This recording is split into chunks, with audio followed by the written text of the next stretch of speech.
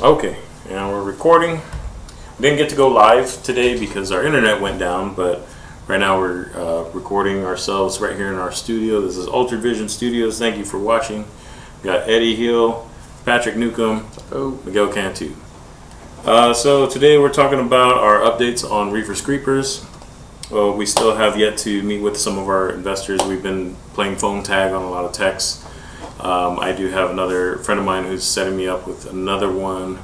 Hopefully tomorrow they're going to have a meeting, and then we can schedule a time to talk about our pitches. So that's something that we have to work on and throw ideas back and forth to each other. But I think our strongest points on our pitches for this movie is that it's easy to shoot because it's low budget, because we're doing it found footage style. Those are always the cheapest and have the biggest return. The other selling point for this is our cast that we're looking at. So these are people that have been in major motion pictures, but already have a huge cult following behind them. So it's already establishing an audience without doing a lot of marketing.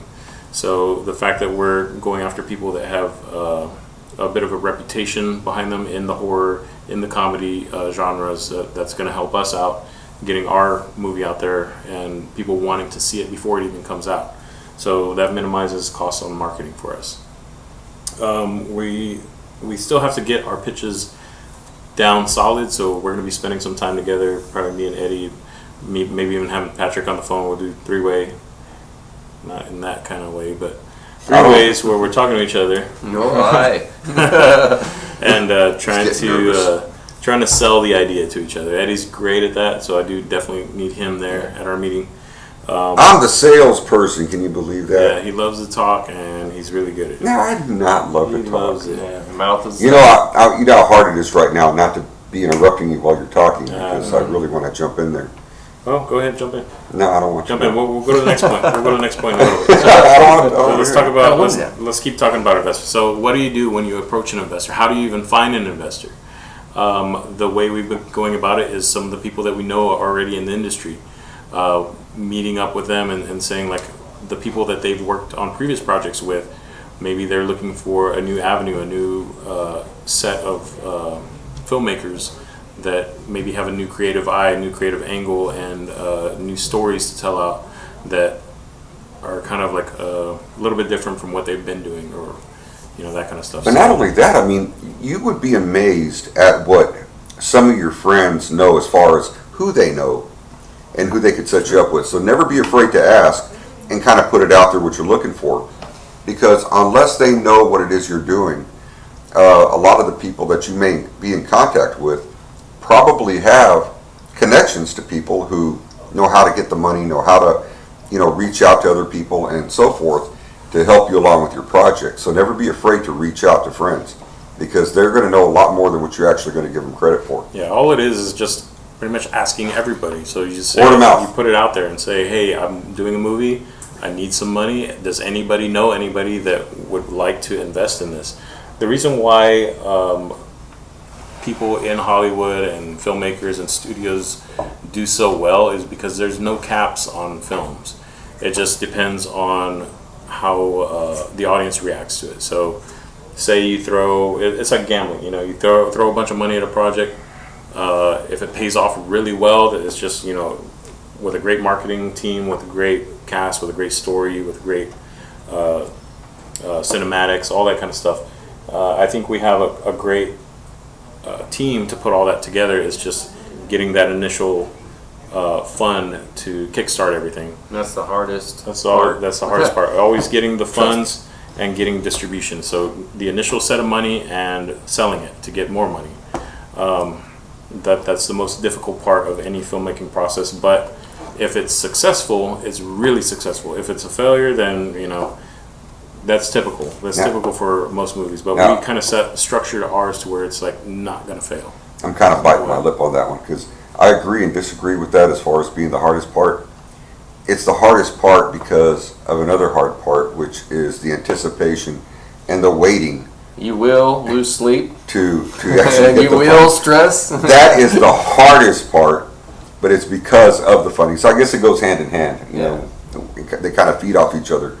But the main thing when that happens is that you really need to work with your team, such as we do with each other, Yeah. to keep pushing each other forward, because you have so many setbacks when you're doing these things that the worst thing you can do is let it get to you and then back away and then close the project just because of the disappointments that you're going to have when you're facing something like this. But Well, in our team too, I mean, we vent with each other. Oh, And yeah. that keeps us sane, you know. I mean, without that, I'm pretty sure I'd probably be, you know, in a jail or a hospital by now. So. yeah, Patrick's like listening to my wife on the phone, you know, hey, you know, blah, blah, blah, blah. So, you know, I got to listen to him and he vents. And, you know, I actually vented to you one day, and I'm not one to really Yeah, vent no, because that's I'm surprising. always in a good mood. And I called him one day and I vented to him, and he got an earful, so he found out what that was like pretty quick. Yep. Yep. I never vent. I just keep everything. He keeps bottled everything deep down bottled. inside. I'm gonna go postal. I got, Yeah. I One got day. ulcers the size of. You got Man's ulcers the head. size of elephant testicles.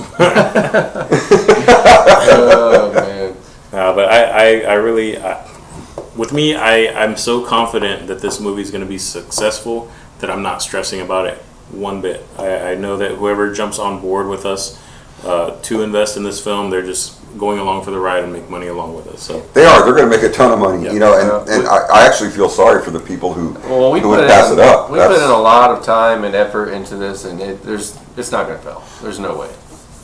So I'm pretty confident myself, you know. Yeah, but you still get Oh, I your moves. stress, and you know, yeah, I stress and all that, but I know it's gonna. You know, Yeah, once we get the funding, we're good. what you're going to find out too when you're making your own film is there's a lot of time and energy that's put in before everything that you're not getting paid for. You know, you're not making any money doing it. You're doing all this work, but you're not making any kind of living doing that up until you get an investment and you can say, okay, now I can dedicate some time to this, and some of that money should be allocated to you so that you can take time off from whatever it is you're doing to focus on this film.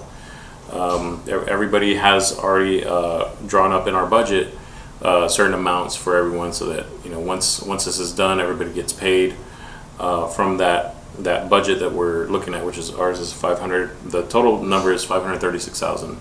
It can fluctuate a little bit here and there. We can make some changes if we need to, but for the most part, you know, we've settled on whatever would be comfortable making to put in the amount of work that's needed for this to happen. And I think that once we actually get the funding to film it and we get it filmed, the editing is going to go pretty smoothly on it, and people are going to see just how good this movie really is. And the people who didn't jump on board are going to be wanting to jump on board at that time, I'm sure. And there's things that we can put, you know, their money to use as well, such as, you know, different types of product placements, advertisements, and things of that nature. So don't totally discount the people that tell you no right off the bat, because once they see your product and see the amount of work that you put into it, they're going to be back. You do a good job on it, they'll be back. And they're going to be back begging you. All right. Anything else on investments? Main thing is just keep moving forward, keep looking, don't give up. Put it out there like we are. Oh, this is one of the little cards. I'm going to get up close to the camera so you can see it. But Miguel had this made. I don't know if you can see. Gotta angle it probably so the light hits it. There you go. Okay, and it's a little card, Reefers, Creepers coming soon. Okay, it's got all the cool stuff on it, all the cool graphics. And on the back, let's see here, I'm trying to get it where you can see, help us out. Okay, and I wonder if you can see it if I get like close. There you go. Okay, So it's basically saying, like, you know, we need viewer submission. So this is our next point where we're going to get to is we're opening it up to anyone to help us out with our marketing campaign. This is something that people haven't done yet. So if you can create your own little video, found footage style, shoot it on your cell phone, send it to us. Do it in a funny way where somebody smokes whatever this weed is that we're implying in the movie, and have them become possessed and attack somebody in a funny way. We can use that as part of our marketing campaign to get out there and collect all these random videos from across the world that show that this this strain of weed has gotten into the real world. It's not just something The that's part of devil's lettuce. it's not just within the universe of the movie. It's something that people can actually take part in and have fun with, and it makes it feel more interactive than just somebody watching a movie. So being part of it and showing somebody's interpretation on how they would react with smoking this stuff. Yeah, and not only that, but once you get it, send it to Mike. Send it to info@reeferscreepers.com. Make it, 30 seconds, a minute. It doesn't have to be long. Just something short. You can even shoot it on your cell phone and then send it to him. And if it's cool enough and it's funny, we'll definitely post it on our webpage. Yeah. And you'll get a big thank you from us. And, show people your work. Show them what you're capable of. I mean, send it our way. I mean, that's what it's all about. We're here to help each other out. You help us out by giving us, stuff to put on the website to show that people are getting involved, and we help you out by, putting you out there and putting your name out there. So, don't be afraid to do it. I mean, we look forward to any submissions we get. And if not, donations. Mm-hmm. Yeah, and if donations, even if it's $1, I mean, we don't Yeah. care. Anything helps. Believe me, there's so much that we can use any kind of money coming in for, such as copies, making things like this, business cards, things of that nature that we need to put up. And this is stuff that you can do as well when you create your own movie. So, learn from us, help us out, we help you out. And heck, if you start doing something like this, send it our way. We'll be happy to look at it and see what you're doing with it. And maybe you can learn from our mistakes, and we'll learn from your mistakes, and we can all succeed, and we can really go at this together and make some awesome, awesome movies. Mm-hmm. Yeah, so we not only invested in some flyers for promotional materials, we have some little posters, we even have a full-size poster that Patrick got made. It's all, when you're putting your packaging together to try and go after some money with investors, any kind of graphics, any kind of things that tell the story a little bit more, that's visual and impactful than just, here, read this, here's the script. If you can make it seem like it's a real production, then they're going to say, oh yeah, this is worth putting my money into. That's where it's going to matter, because people who have that kind of money, they're just not going to give it to you. Right. They want to see that you're serious about what you're doing, and what you're doing is quality. No, we're ready to film. I mean, we have, flyers, we're ready. cards, posters, pitch deck, I mean, everything. I mean, we worked really hard at this. Yeah, once we get the funding, filming commences. I mean, that's it's on. So you were mentioning donations earlier. So what we're going to be doing is, I have to go back to our website, make some updates. We're going to be having a feed to go from our YouTube channel straight to the website. So anything And that vice we get versa. anything we get as submissions, we can upload to our YouTube channel, which will instantly be put onto our website. And then our PayPal link, so that whenever we get donations, you can just go straight to our website, click on a button, and you can send us whatever money. Anything helps, like $1, $5, whatever. Like I said, just even getting more flyers, more promotional materials, that helps us out a lot. If not just for the beginning stages, but still like continuing on for our marketing once we go into production, even post-production. So we'll keep it a continuous campaign to where we're asking for money for this, because it is an indie film. Any indie film is going to need funds, and without the backing of a big studio, it's hard. So any kind of contributions people can make. But this is not just an indie film. No, we want it to be a little bit This bigger. is going to be big. I promise. It's a good stepping stone to the huge films that we have planned. This is not just a stepping stone. I mean, we got kind of a bridge built. It's a good stepping stone. We have a little bit of a bridge built on this one, so I guarantee you this thing gets done. It's not too far to cross that riverbank. Yeah. Well, some of the films that we do have planned are pretty big. So that's all we're going to say about that.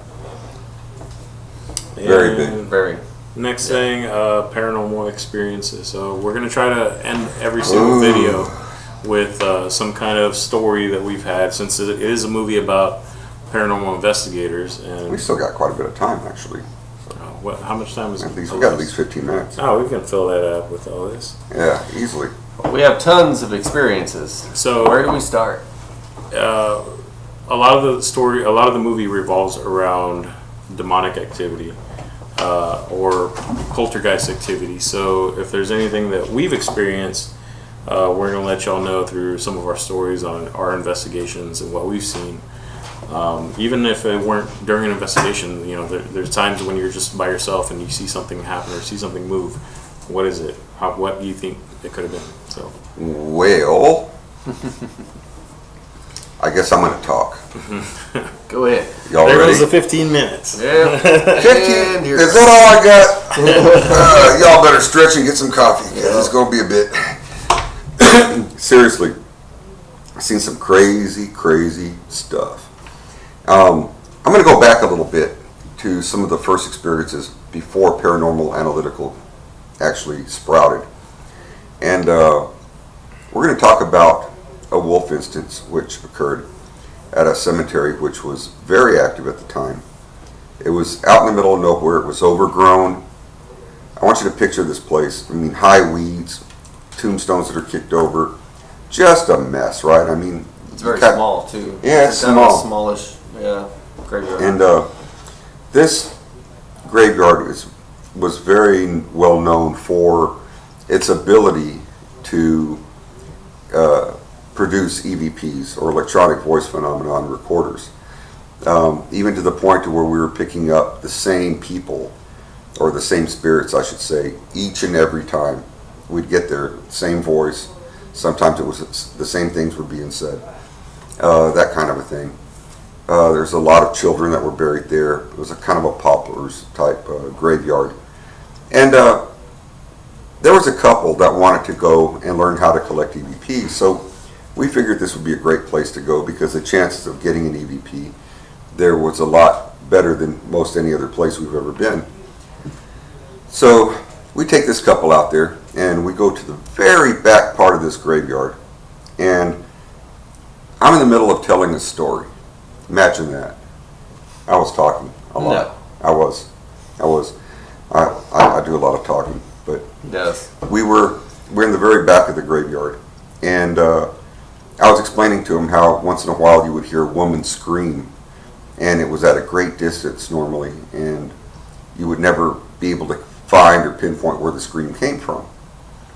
As I was explaining this, a loud scream came from the mesquite trees, about, I want to say no more than maybe 15, 25 yards from where we were standing.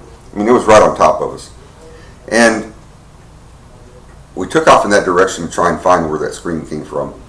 And when we got to that location, the scream came from the other side of the cemetery, which there's no way that would be possible if it was a real person.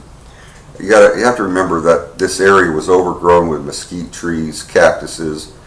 I mean, everything in the world that can, poke you, prod you, stick you, pinch you, or bite you was in the way of whatever it was. There's no way it could go from point A to point B, and especially without us knowing about it. About that time, that couple freaked out, and they were like, "We're ready to leave. It's time for us to go. We don't want to be here anymore." So we start walking back. And as we're walking back, the moonlight was kind of bright. I could see something moving in the tall sawgrass through the cemetery. So I stopped everybody.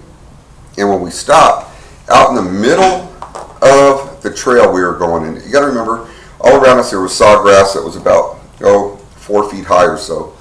And there was an area that we were walking on which was mowed about the width of the car. And we were walking back toward where the car was, which was about a quarter mile away.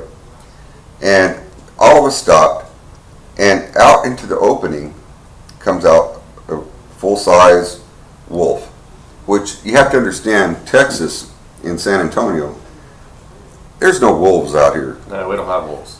Maybe coyotes. Coyotes. Oh, yeah. But no wolves. I mean, this thing there was no coyote. I mean, it was huge.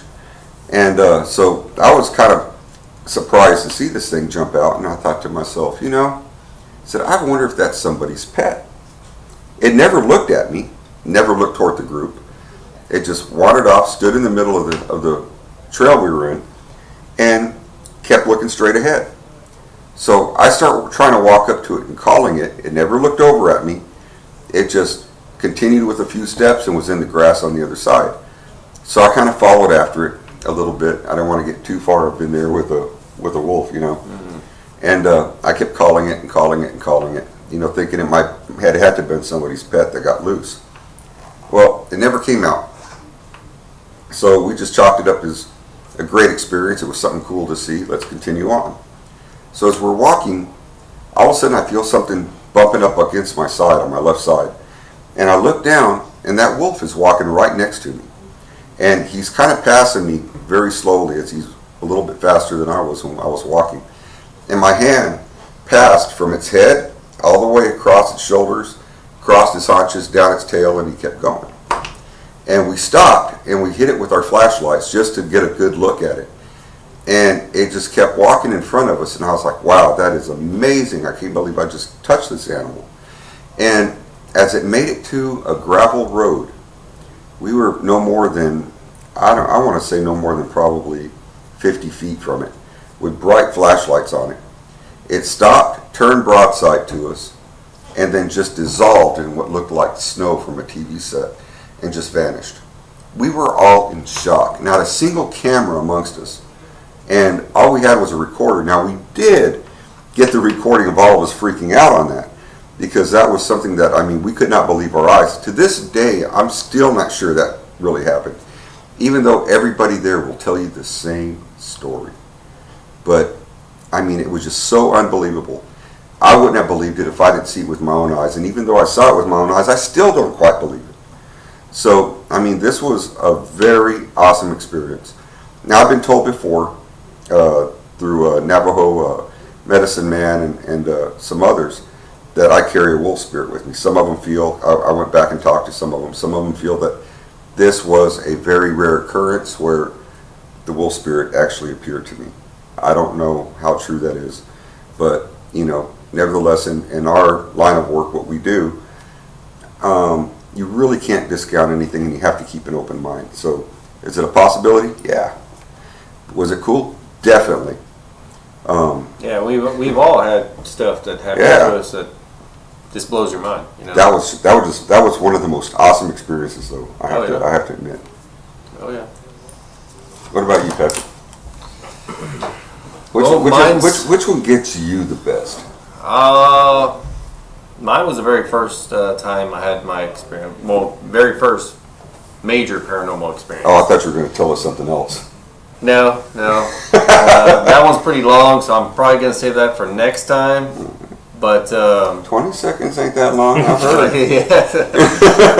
But I mean, we've had some pretty good experiences on our investigations and stuff together. I mean, we've known each other for 12, 13 years, maybe even longer. Yeah, maybe even longer than that. So we've been through some stuff. Which one sticks out in your mind?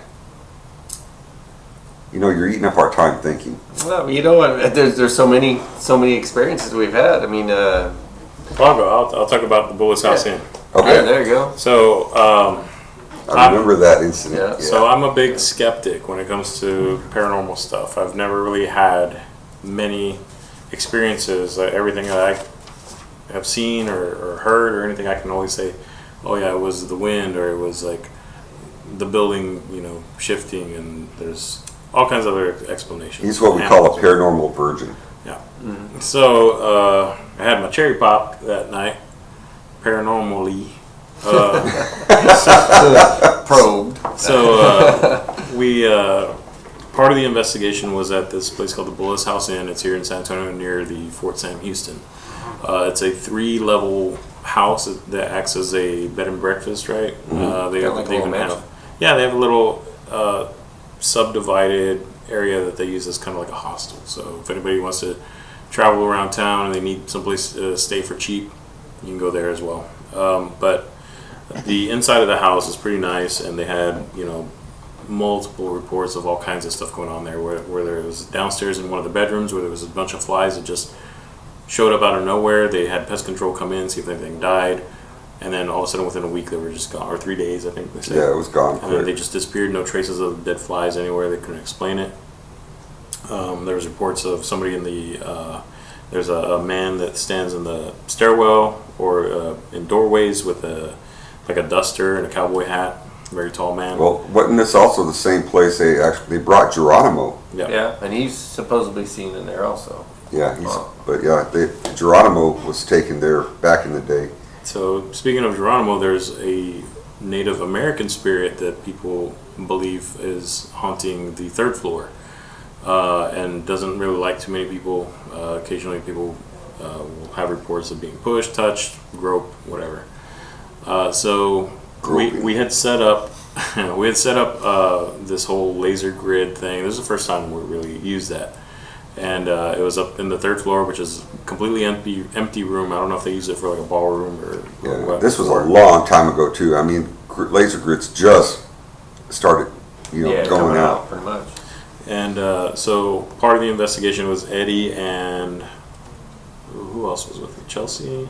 We had Chelsea. I was there. I think I was. We had you. Yeah, I was there. You were there. I drove the bus. Mm-hmm. Yeah, you drove. Well, he was the bus driver. The way we operate on our investigations, we try to minimize like the amount of people that are walking around. So we'll do like groups of 2 at a time or one person at a time with me as a cameraman. But when your incident happened, it was just me and Chelsea that was in there, and you were filming us. So we had gone upstairs to the third floor, looked around for a good like 20 minutes, couldn't find anything, wanted to continue the investigation in the lower level. So one of the shots that I was getting was I was staying up on the third floor by the banister. But I was getting dizzy up there before we came down. I told you I was starting to feel a little bit off balance. Oh, the whole time I was up there, I was getting dizzy myself. But everything that we had as far as our gear didn't show any kind of spikes. I mean, we got a couple like spikes with the millimeter. That was about it. Nothing to where we can just say, oh yeah, there is activity here and confirm it. Until Eddie and Chelsea start walking downstairs, and I was filming them to get a shot of them, exiting the third floor. So I come behind them, and all of a sudden I felt somebody's like both hands just on the lower part of my back, just. And so I tumbled down the steps a little bit. I caught myself. I didn't hurt myself. Or No, anything, you went down all the way to the bottom. I went to the bottom because it was like the first. Yeah, because there's 2 little like parts of the steps that go down. So I fell down. And I was luckily holding the camcorder, and I turned around really quick, like somebody was behind me, and I freaked out. So Eddie comes running back, he's like, are you okay? Okay? And I'm like, eyes are wide open, trying to see if anybody was behind me. He was freaking out. Still pointing the camera back up the stairs, and I was like, somebody just pushed me. And we even have footage where the camera just stops on the tumble. So we go back upstairs, and we're walking around. Spent another 15-20 minutes up there. Couldn't find anything. There was like dead silence, nothing. So I said, okay, let's go outside. Let's check footage. So you were still filming the whole time. I was still filming the entire time. The camera never shut off. The thing, I mean, if it's not running or anything, if it's not recording, it'll shut off within like a minute or 2. Well, not only that, but when he's filming us, I always know when we're recording because of the red light that shows on that he's in record mode. So I know that we're recording. I need to talk to the camera and that kind of a thing. So that's what I was doing the whole time. So we end up going back downstairs. I said, let's review the footage because that was unusual. We get outside and go to play it back, and all of a sudden you just see the tumble on the camera, and then all of a sudden we're walking out. So that entire 20 minutes that we spent going back up there is just non-existent. The camera just, I don't know what happened with all that. And it was a digital camera, so it's not like there was any moving parts, that it could have, jammed up or anything like that. I mean, it was a really good HD camera. Yeah. And we knew it was recording the entire time because we saw it. And we never had any problems since with it. Yeah. So that's the biggest paranormal experience that I've had, where, I can always explain everything else that has ever happened to me except for that. That was the one thing that I could say. I know what I felt. A lot of times when people say that they've seen or felt something, they know what they see. They know it's not a hallucination, and I know that was not a hallucination. No, you were definitely freaking out. There was no, there was nothing in there that showed that you were unsure what took place. You knew. Yeah, good times. Good times. At least it didn't kill me. At least it didn't kill me. It didn't break my neck. I mean, seriously. I mean, we were walking down that first floor, and I heard this loud tumble and crash. And I look up, and I see him rolling around, getting back to his knees, and he's literally still on his knees filming up the stairs, you know, just bright-eyed and staring. I mean, he couldn't take his eyes off of that. Even when I said, "Are you okay?" he would not even look at me. He was watching upstairs. So, you know, I know you felt something get you from the back. I didn't like it. I don't like it from the backside at all. His backside. Yeah, so That always makes people tumble downstairs. I know it would have made me tumble down the stairs. Yeah, probably jumped. yeah, it was a pretty good jolt to my back. Other than that, Patrick, you got anything else you want to add to that? No, not right now. All right. Well, that should be just about it. That's about Yeah. all the time we got. We'll keep having more updates weekly, every Wednesday. This might be posted tomorrow since our internet's down. But, well, tomorrow being today since they're watching it. Yeah, exactly. So if you're watching it, you got it. Yeah, we recorded the night before. Yeah. So follow us on Instagram. I just took a picture earlier, so that's why I was messing with my phone. We'll try to put some occasional behind the scenes stuff on there. Go to our YouTube channel, subscribe to it, look for Reefers Creepers. You can see some of the little videos that we've done ourselves, and you can do one similar, submit it to us. info@reeferscreepers.com. Go to our website, reeferscreepers.com, and get all the updates, all the info there, and that's about it. And real soon, we'll be releasing our big promotional video, which is we call our sad Our video. sad video, yeah. It's our sad video. So we're looking at next Tuesday, shooting the last few scenes for that. It won't take long. No, we'll be that shouldn't take long at all. You've got most of it done already. Yeah, Some of it's gonna make you sad. Some of it's gonna make you laugh. yeah, But the main thing is it makes you send us money. right. That's right. That's what we need. Go to our website, like it, share it, and please help us out. Yeah, anything, man, anything. Like I said, and the more we learn, the more that we do, the more we're going to share with you guys on what we've got going and how to go about making it happen. So, like I said, if you've got any videos to submit, please submit them. Send them to info@reeferscreepers.com. Any questions? Same thing. info@reeferscreepers.com. Also, if you start on your own journey, such as something we're doing with your own film, feel free to contact us, and we'll be more than happy to talk to you. Maybe we'll do a Skype, and we'll just go online on a Skype, and we'll discuss some of y'all's endeavors, what you all are doing and what we're doing, and we'll compare notes and see what happens. So, I mean, if this is something that you want to do, hey, man, you know, we're here to help each other out. So that's what it's all about. That's why we're putting this video out. Yeah. So help us out by sending us something, you know, in anything you can. We'd appreciate it. And y'all take care. And it's been a pleasure as always. We'll see you next Wednesday. Miguel, Patrick, and me. Take care. Bye, guys. Adios.